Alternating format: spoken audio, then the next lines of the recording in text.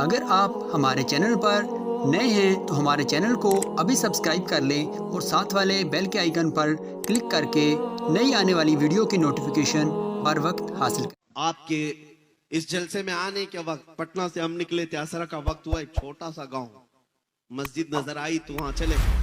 मुश्किल से उनके यहाँ 50-60 घर है, छोटा सा गांव, और गाड़ी भी अंदर जा नहीं सकती, पगडंडी पर चल करके मस्जिद के लिए जाना पड़ा।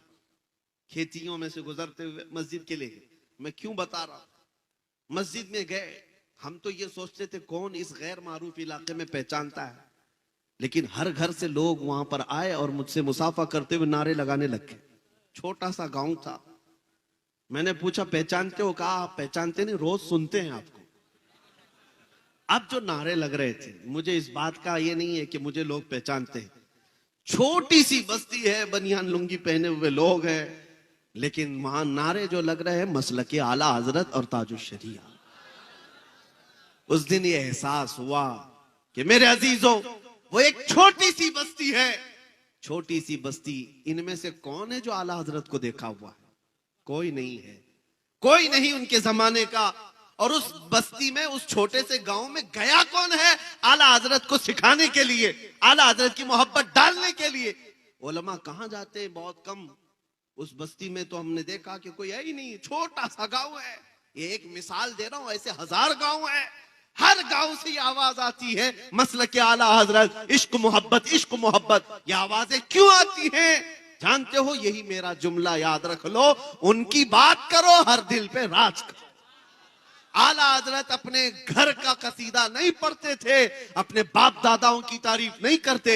जिंदगी में जब कलम उठाया है, मेरे मुस्तफा की शान बयान की है। करो मदह अहले दुवल रजा, पड़े इस बला में मेरी बला। मैं गदा हूं अपने करीम का, मेरा दीन पारे ना नहीं। उस आला हजरत ने जब कलम उठाया था, बारगाह मुस्तफा में यूं कहा था, सरवर कहूं कि मालिक व मौला कहूं तुझे, बागे खलील का गुले ज़ैबा कहूं तुझे, तेरे तो बस ऐबे तनाही से हैं बरी, हैरा हूं मेरे शाह मैं क्या क्या कहूं तुझे। अहमद रजा ने जब हुजूर पाक की शान में इतनी बातें अर्ज की, तो हकीकत बात यह है, अल्लाह करीम फिर तारीफ करने वालों के न नाम को मरने देता है, न कलाम को मरने देता है। आज उनका नाम भी जिंदा है और कलाम भी जिंदा है। 100 साल हो गए, मजमू में आज भी आला हजरत को पढ़ा जाता है कि नहीं पढ़ा जाता? और मैं समझता हूं आला हजरत की नातें, जुमले अगरचे उर्दू के सख्त हैं, आसान उर्दू में पढ़ी जाने वाली नज़में एक जगह, सख्त उर्दू में पढ़ी जाने वाली आला हजरत की नातें पढ़ो, दिल झूम जाता। अवाम भी अवाम है, ये भी आला हजरत की नातों में वजद करती है। क्यों? इसलिए कि इश्क में बोली हुई बात है। अब मैं आपको बताऊं, जालिम जिस कदर भी जुल्म कर ले और किसी का कत्ल कर ले, और वो ये समझ ले कि इस तरह से खत्म कर देंगे हम इस्लाम को, ये नामुमकिन सी बात है। मैं आज से कई साल पहले कहा था, जैसे न्यूजीलैंड में एक बार मस्जिद में घुस करके एक सन की आदमी, जिसके दिलो दिमाग पर सिर्फ इस्लाम की दुश्मनी बैठाई गई थी, बंदूक से मार करके 50 लोगों का कत्ल कर दिया। और उसने ये कहा था कि मुझे ये अहद किया हुआ हूं, या मुझे ये लगता है कि मैं इस्लाम को पूरी दुनिया से खत्म कर दूंगा। गया, जेल में बैठा रहा। ऐसे ही यहां भी बहुत सारे कुत्ते बैठे हुए, गुफे में बैठ करके भौंकते हैं कि इस्लाम का विनाश कर देंगे, धर्म संसद करके अपनी लोमड़ियों के बीच में, बाकी बाहर आने की हिम्मत नहीं। इस्लाम का विनाश कर देंगे, खत्म कर देंगे, इस धरती से मिटा देंगे। हम उनको हमेशा यही कहते हैं। एक न्यूज रिपोर्टर हमारे पास इंटरव्यू लेने आए थे, वो कह रहे थे कि फलां साधु जी, फलां पंडित जी, फलां पाखंडी जी, जो भी है, ये कहते हैं कि इस्लाम का विनाश कर देंगे। हम कहते हैं उनसे, जाइए वो बाबा से कह दे पहले अपने बदन की खुजली मिटा ले, वो उससे नहीं मिट सकती। इस्लाम तो बहुत अजीम बात है। समंदर का पानी ना नापा जा सकता है, ना खत्म किया जा सकता है। समंदर तो समंदर है, आसमान को तुम नीचे ला सकते हो, जमीन को ऊपर कर सकते हो, लेकिन इस इस्लाम को कभी नहीं मिटा सकते। ये अल्लाह रब्बुल इज्जत के हिफ्ज़ अमान में है, ये दीन अल्लाह रब्बुल इज्जत के हिफ्ज़ अमान में है। अब मैं आपसे यही कह रहा हूं, जो दीन तुम्हारा महफूज है, जो तुम्हारा कुरान महफूज है, बस बात इतनी है कि तुम पूरे मुसलमान बन जाओ। तुम हुजूर पाक सल्लल्लाहु ताला अलैहि वसल्लम के वफादार बन जाओ। हर घड़ी तुम्हारे साथ निस्बत मुस्तफा होना चाहिए, हर घड़ी तुम्हारे साथ अजमत मुस्तफा का पासो लिहाज होना चाहिए। इसलिए मेरे अजीजों, जब तक तुम्हारे अंदर ये इनकलाब नहीं आए, एक मिसाल देकर के मैं आपको बताता हूं। आज दुनिया तुम्हें शराब पीते हुए देखकर ये नहीं कहती अब्दुल्ला का बेटा शराब पी रहा है, तुमको ताश के पत्ते खेलते हुए देख करके नहीं कहती अहमद का बेटा ताश के पत्ते खेल रहा था। ये तो बातें हो गई। दुनिया ये कहती है मोहम्मद अरबी का गुलाम शराब पी रहा है, मोहम्मद अरबी का गुलाम ताश के पत्ते खेलता है। दुनिया यही कहती है मुसलमान चोरी कर रहे हैं, मुसलमान धोखा दे रहे हैं। इस लफ्ज का एहतराम और पास और लिहाज तुम्हें कितना जरूरी है।